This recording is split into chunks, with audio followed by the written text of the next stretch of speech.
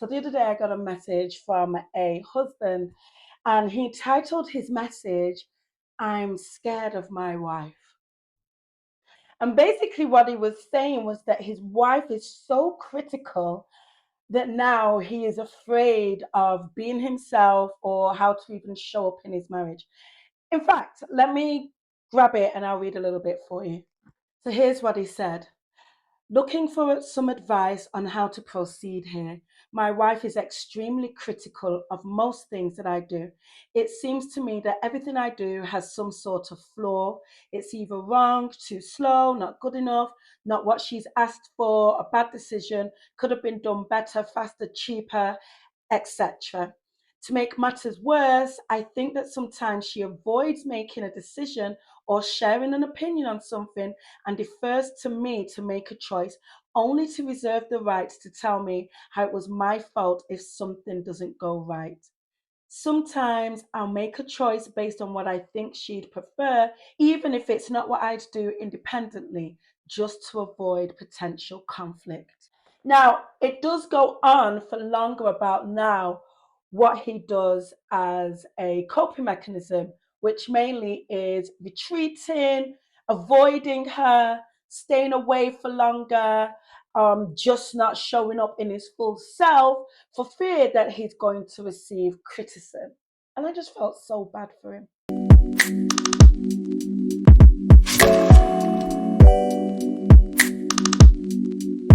In this video, I want to talk to both men and women, husbands and wives, from different angles. And let me start with the wife or women. There's something that I'm always saying to women, and that is please, please understand that your husband, as rough and tough and strong as he looks, is also full of emotions. Now, those emotions may be expressed and displayed differently from how we would. So, oftentimes, we don't see them on the surface. Oftentimes, we don't even hear about them because men are not as good, typically, as expressing their feelings and expressing their emotions as women are. And so, many times, women can often treat their husbands as if they don't have any feelings or as if their feelings are minimal or don't carry as much weight as their own. And that's one of the greatest mistakes I see with women, because although men display their emotions differently, they are definitely still there, and they are also more likely to subdue and suppress their emotions.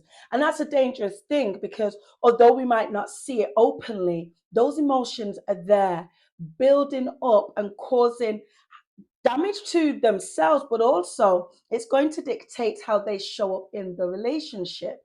So oftentimes when you see a man retreating, backing away, pulling out of the relationship, disconnecting emotionally, sometimes it is because they have been hurt so many times. They don't have an outlet, or they're not very good at using the outlet. And so they just allow it to build up within them. And they use these coping mechanisms, just like this man was saying. And for women, it's so important to understand that men hurt, they feel, and they have these emotions. And just because they don't look like yours doesn't mean that they're not there. And it's so important to be aware of this, so that when you're operating with your husband, you don't treat him like he's a machine. And it's so important to be empathetic, putting yourself in another person's shoes. And oftentimes all we need to do is turn the tables around and just imagine what it would be like for you if you were consistently being criticized, put down, told what to do, how to do it, when to do it. And what it does also is it impacts male self-esteem. It would impact anybody's self-esteem. But from a woman, from a wife to a husband whose natural desire is to be positioned as the head of the home, to feel like they are not only contributing, but they are leading, that they are providing and protecting, to have that person who you want to provide and protect and cover and love on, to be the person who is consistently pulling you down, putting you down, criticizing you, challenging you, telling you every day that you are wrong, it really does knock their self esteem. It challenges their ego. And when you remember that a man's ego is directly linked to his self identity, how he feels about himself, and you, wife, are the one who is knocking that, knocking his self identity, making him question how he sees himself, the home is not going to be a very comfortable place to be. And oftentimes as women, we can question, why doesn't he want to be around us? Why doesn't he want to spend quality time with us? Why is he not emotionally connected with us and affectionate with us? Why is he more comfortable and confident and full of life even when he's with other people, but when he's with us, he's shut down and withdrawn and doesn't really show up with all that energy? I'm not saying that this is the only reason why, but if you can acknowledge yourself as a bit of a nagger and a bit of a criticizer, there's very much maybe one reason why that is happening. And it may be a protection mechanism for your husband, right? And you may be saying, well, why doesn't he tell me how he's feeling? Well, if you're a criticizer, he probably has tried to express this to you and you've criticized him for it, or you've told him that he's making a big deal out of nothing, or you've said, if you would only listen to me, I only criticize because you don't do this or you're supposed to do that. And so you've shut him down when he has tried to express it to you. And I'm sure now, as you listen to me and you think back, you can actually remember the time that your husband did come up and say, hey, you're always putting me down, or you're always criticizing me. Or maybe he said to you, I don't have to do things when you tell me to do it, how you want me to do it. That was him saying to you, wife, get off my back a little bit. Let me breathe. I am here to do these things. I do want to show up for you, but you consistently micromanaging me is making me very uncomfortable. And now it's making me question myself, and I'm losing my self-esteem. And it turns into this vicious circle because you, on the other hand, want this man to step up. Right? And I hear many women say this to me. He doesn't step up, he doesn't take lead. I need him to use his initiative. But the times that he has, you have been very vocally critical. And so now, just like any human being, even though he's a man, his esteem can be rocked.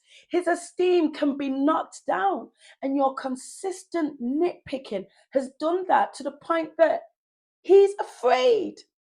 He is now afraid to take initiative. He is now afraid to lead, just in case it causes that conflict. It causes you to start nitpicking at him, correcting him, challenging him, questioning him, telling him he's done it too little, too late. It's not the right way. It's not how you would want it to be done. Right? And so I can already hear you saying to me, well, a Daisy, he needs to be a stronger man. Well, does he? Does he? You want him to be stronger with you? You want him to put his foot down firmer with you? You want him to rise maybe in aggression towards you? Is that what you want? Wouldn't you prefer to have a man who wants to sit down and talk to you and feel that you listen to him? Again, he is just still a human being, right? And his love for you causes him to open up and be vulnerable with you. It positions him in a weaker place, which is what we want, both of you to have this open vulnerability within your marriage. And so he's heard you and he's allowing you to speak into him. And you're speaking negatively into him and it's impacting him. Now, wifey, the other thing that I want you to be aware of is some of his response to your criticism is out of his control. You see, research shows that when we are criticized, that we release the stress hormone cortisol. It's released.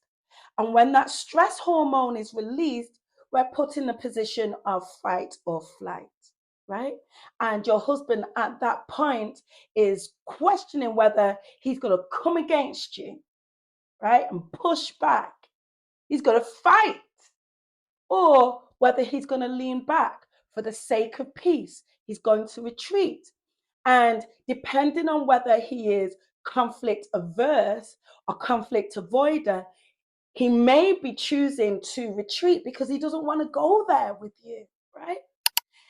In the past, when he has tried, it has probably caused World War III, okay, in your home. And so now he chooses to retreat. Again, you're just looking at him like he doesn't want to get involved. He doesn't want to engage. He leaves everything to you. But if we can take a moment and analyze our marriage, if you are a criticizer and a nagger, maybe it is the case that you are releasing within your husband the stress hormone, cortisol, and it is causing him to either show up really aggressively with you or retreat, right? And then if that happens consistently on a weekly basis, on a daily basis, you're teaching your husband that you are the point of stress, right? You are a point of stress. Not you're teaching your husband is receiving that message. His body, his mind, his psychology is receiving the message that you are a point of stress. Again, of course, he's going to retreat naturally, right? And so, if you are like the wife that this husband that reached out to me, I would like you to really consider, just think about it. Even if they are valid things that you're picking on, right? Even if you're like, yeah, but it needed to be done on time and I needed that to happen. And if I don't say this, this doesn't happen. I hear you. I understand that. I hear this from women all the time. But there's another way that we can deal with this, which I won't go into in this video. I'll do that in the next. But the way that you're handling it with criticism, with the nitpicking, with the constant challenging and telling him how to do this and what he did wrong and pointing out his faults, that's not the way you're going to get what you want whilst building a nice, healthy marriage that I know you desire. Now, for the man who is dealing with this, who has a wife who is consistently criticizing him, there's a couple of things that I want you to do or pay attention to. Number one, your wife may not be aware that she is criticizing you all the time. It may literally be a learned behavior, right? That she has picked up. She wants to be on top of things. And maybe she feels like if she doesn't, you're not going to make it happen, right? And so, one of the things you can do is before she starts to go on, you give her that reassurance. Hey, listen, I've heard you, right? I've heard you. A lot of the times, women are feeling like they're not heard. So they feel like they've got to repeat and be on it and say it again, because if they don't, you're not responding and letting them know that you've received it. On top of that, you're not actually doing what's requested, right? So if you lay out your stall nice and early and firmly, hey, listen, I've heard what you've said, and then go back on the back of that and say, this is what I'm going to do, right? And be very clear. If it's going to take you longer, then say, listen, I'm going to do this in my time, but know that it's going to get done, right? And so expressing that to your wife lets her know clearly, and hopefully then removes the need for her to continue to be like, have you done it? Have you done it yet? Have you done it yet? The second thing that I want you to do, again, is with communication. At some point, you are going to have to bring this up again. But this time, bring it up when it happens, right? So whenever you find that your wife is being critical, you've got to express to them, hey, you are being critical towards me, and this is how it's making me feel, right? You're pulling out my faults again, and this is how it's making me feel. Okay, so that she can really understand, number one, that she is doing this quite frequently, but also she can see when she's doing it and she gets to hear how it's impacting you. Okay. Number three, again, if this is learned behavior, she has learned within this relationship that this is how to get you to do things. If she nags, it's gonna happen. You're gonna have to break that cycle, right? You're gonna have to say to her, this is not the way to communicate with me. Stop responding only when she nags, right? Stop reacting only when she nags, because that just continues to teach her that this is the way to get the best out of you. The other thing that I would encourage you to do is, whilst you're pointing out when she's critical, I want you to balance that out by pointing out when she is more open, when she has asked you to do something in a nice way, when she has praised you, right? When she has been encouraging. I want you to point out those times to her and equally let her know how it makes you feel, right?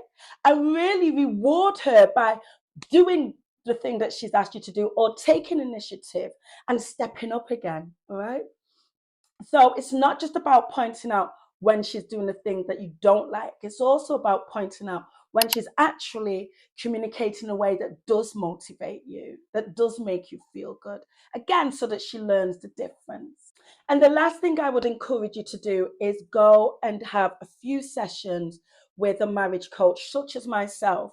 Because sometimes when our partners are pointing something out to us, we can often feel like, yeah, they're just looking for something to complain about.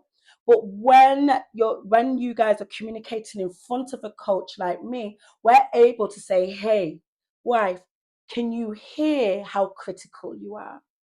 And I've had a number of times with clients where I've had to point that out in the wife, and the wife has been shocked. And they've actually said, I didn't hear that within me. I couldn't see that within me. And yes, he's mentioned it, but I really didn't receive it, right? And so it might be really helpful for you to get somebody else, a third person that's able to say, hey, wife, even I can hear it right now. And this is where you're going wrong. And this is how you could do it better. Okay. If you are a criticizer and a nagger, I want you to raise your hand in the comments. Raise your hand in the comments and tell me why you think. What is the thing in your marriage that makes you move into that space of nagging and criticizing? So Daisy Chuako, your marriage and relationship coach. Hey, if you are new here and you've not yet hit the subscribe button, go ahead and do that. I am here to help you bring radical transformation to your marriage. My desire is that you have a thriving, exciting, beautiful, passion-filled, overflowing with love marriage. And I know that that is possible for you if you would utilize the principles for a successful marriage. And if you do want help with your marriage, the first place to start is with a 30-minute free breakthrough call with me. And you can book that by using the link in the description.